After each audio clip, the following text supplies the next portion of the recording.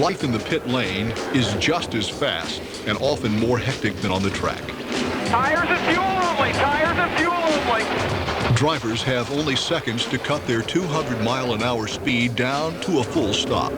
Then it's out of the driver's hands, sitting stationary for what seems like an eternity. 6 men have precious seconds to change tires, fill up the tank, adjust, set up, and get the car back out racing.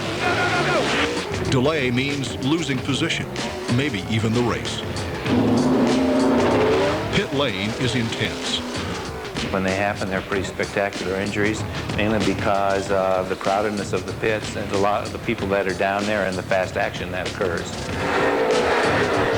So there's not a lot of room for error down in the pits. I can't get the car to shift. Sometimes serious injuries result. Steve Freed has spent much of his life in the minor leagues of racing, hoping one day to make it to the majors. This running of the Indy 500 offers Freed his big break.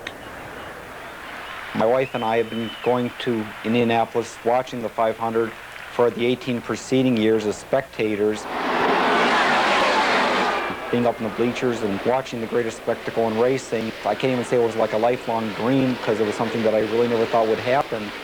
As rookie Robbie McGee's crew chief, his job is to change a tire and then clear the way for McGee to head out into traffic.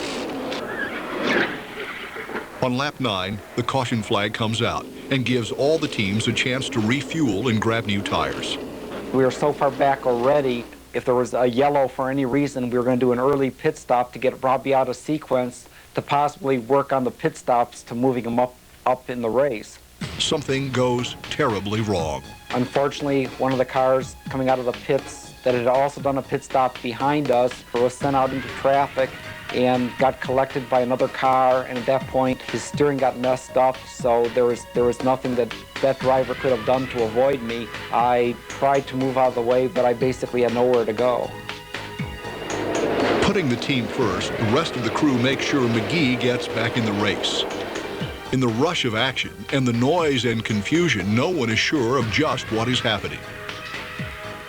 It was all of our dreams to be in the Indy 500 and to hopefully have a good finish in the Indy 500, which we felt, Robbie had the car under him that could give him a good finish, and we knew Robbie had the driving ability to do a good job. He needed to get back out there. As McGee speeds back to the track, Steve Freed lays motionless in the pits. I jumped up on the wall and I was screaming for somebody to come because no one could actually see him laying on the ground. His wife Jen watches from the scores table above the pits. All I could see is him still pounding on his chest as the ambulance drives away. His injuries were severe to his face and to his airway. And of course, the important thing was to make sure that he had an airway, and that's what the caregivers on the scene made sure of. By the time I got to the trauma center, there must have been 30 people working on Steve. The head of the trauma center came out and he said, we can tell from his injuries that he cannot recover. A replay of the videotape shows how the accident developed. 2 cars race to get out of the pits first. They collide. 1 car is forced into McGee's pit and into Steve Freed. The freak accident flips him over the car and under a 70-pound rear tire head first. Unprotected, Steve's entire upper body is crushed. My heart had stopped. I had all my ribs were broken. 2 collapsed lungs. My jaw was badly broken up. I had many skull fractures. The quick action of those people that were there and what they did helped save his life. At the track, his driver continues to race. Steve Freed comes to in the hospital. Steve has no memory of his brush with death. The damage sustained in the initial impact erases Steve's short-term memory.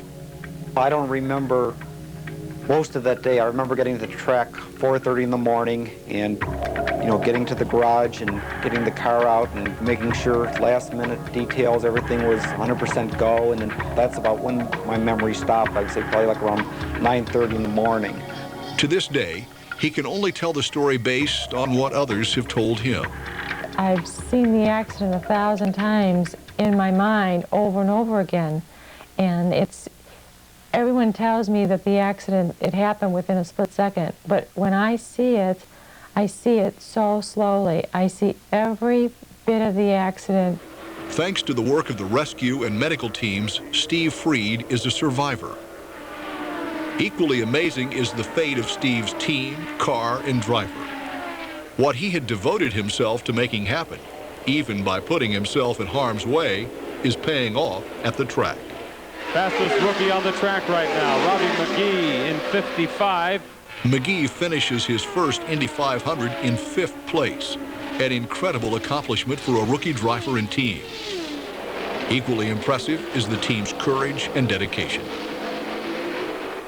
We were all like one big family. It wasn't just like driver and mechanic. It was a close-knit family, all of us on the team. And for him to have to watch me get hit and go flying, he was ready to get out of the car at that point. The 5th place finish earns McGee the Rookie of the Year title. That trophy sits on Steve's mantle. Robbie had decided when he won Rookie of the Year, he wanted me to have that. And not a day goes by that I don't look at that trophy. It's one of my proudest things in my life to be able to look at that and know how we did at Indy. It's a reminder of a race he can't remember, but will never forget. Steve's road to recovery is not easy. It takes several surgeries to repair his shoulder, jaw, and eye. If this possibly would have happened at another track that didn't have this caliber of medical personnel, I wouldn't be here today. Rehabilitation continues for months. In spite of it all, getting back to the racetrack is what keeps him going. My middle name is Lazarus, and I said, if I'm going down, I'm getting back up. Following this freak accident, safety officials realize they need to broaden their reach to include not just the drivers and spectators, but the pit crews as well.